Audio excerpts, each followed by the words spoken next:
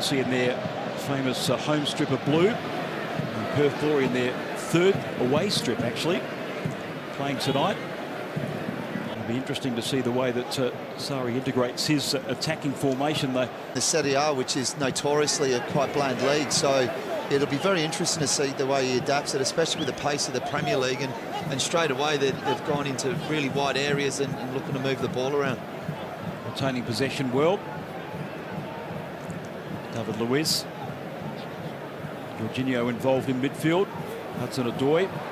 First possession for Perth, but they lose it just as quickly. Here's Alonso. Another on the fringes of that Spain squad for the 2018 World Cup, but missed out. Luiz sees the pass flicked on there.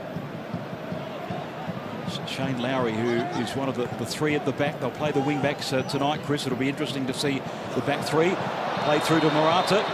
Definitely advantage that the Perth Glory will want to play into. Napoli. Yeah, it certainly is, and the way that they set him up is Fabregas is just getting into those higher pockets. Perth Glory won 6-1 from memory, and that's a lovely little build-up down to go away. Here's Jorginho, who was such a star at Napoli under Sarri. And there was so much speculation he'd be heading to again Perth under pressure and lose possession. Tumbling rain. Here's Barkley. A number of big names missing out on this tour, of course, having been in William Gallas in 2006 on the losing end of that final, France against Italy. Cloud Makaleli is good, and we can play him when it's 16 degrees, it's freezing, but yeah, it has been really heavy with quite heavy fronts coming through. But for me, I think it's going to benefit Chelsea because they're so slick with their pin. Alonso wins the ball back. Barkley, Hudson-Odoi. Here's Fabregas. Jorginho. That's no soft landing away from home. No, Huddersfield's not too bad in August, Bash. It's when you get there in December and it's rushing down. It makes the rain look like it's nothing here, mate. You would have played a few times at Luton Town. Oh, yeah. Against Huddersfield. It's a good angle ball. And behind two flags should be up, and it is raised now on pit speculation. And being in the south of Italy, where he's been now with Napoli for a few years, he'll be used to all the pressures that come. Hudson-Odoi combining with Alonso. You can see how high the fullbacks get. Jorginho will just recirculate through Fabregas. And remember that Arsenal also have Unai Emery, a debut Premier League. They'll stop worrying about him, and then, over time it might evolve, I'm not sure. But at the moment, there's too many ambiguities. They're playing at the level they're playing at because their decision-making is very good most of the time. Well, it's friendly by name, but it's steep learning curve by nature for both sets of players. Really, for Chelsea, they need to integrate a system that is vastly different from Antonio Conte. They've got three very young, inexperienced Gloveman in Bolker, Thompson and Collins. There's that excellent whip from the left. Jorginho's for the last 15 minutes after what was an impressive start from Chelsea, but a lot of defensive work to get them through. He's broken up many a Chelsea attack in this match. Jovic can't find a way through. That was a risky pass. And Argentina followed, and Brazil as well. Three big names that opened the door for Croatia to make the final against France. And what was the route almost paying dividends there for Chelsea. Pedro. Good body position there by Scott Neville. They can't retain any type of possession.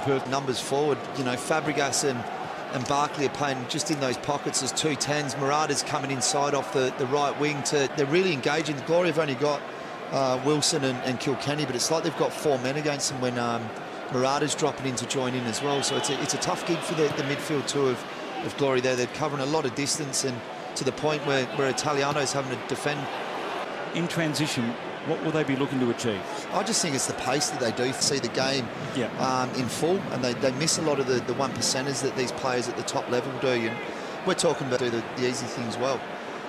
So I think there's so much for these young boys. Young Jake Italiano at 16 turning 6 as well as pass the ball. So he's a real exceptional talent, and He's still a he's still a young player. What do you think he'll do up top? Do you think he'll retain Giroud? There's plenty of talk that the World Cup winner won't be at Stamford Bridge next season. Yeah, it's a tough one. He's not. Yes, he has scored goals, but he's not an out-and-out goal scorer. So it's looks like the more pressure that's building up, the more chances Chelsea are actually creating. Jorginho's had a good start in Chelsea colours. Fozzie said before, it was 12 coaches in as many years. He doesn't mind. So I think it's a good fit for a club like Chelsea, who are a fashionable club in London. May fancy a shot here. Jorginho, Fabregas. The centres in football are tracking your runners and doing the hard yards going the other way, and he's done that a couple of times now, and they're getting a lot of joy down that Perth Glory left-hand side. Yeah, that's good pressure applied by Brandon Wilson. Chelsea with the numbers. Yeah, not that he was heavy last year, but then you can look at it from the other aspect and say, do you know what, I need that experience to implement what I'm doing straight away, and then I'll start blooding in the juniors and start getting the younger boys key. That just might be the start that they need to start putting their foot on the ball a little bit and just controlling the tempo slightly. Doesn't come off. Ferreira tries to spark something, but loses possession just as quickly to Jorginho. Now they want it circulated down the right. Space here for Zappacosta at least. Italiano tries to turn his man. To those little holes in between lines, and they keep picking the ball up there, and Gloria trying to narrow it. It's really causing them a lot of issues because it's dragging centre halves out of position, it's dragging wide players everywhere, and they're really exposing them in them little pockets in behind the midfield. Space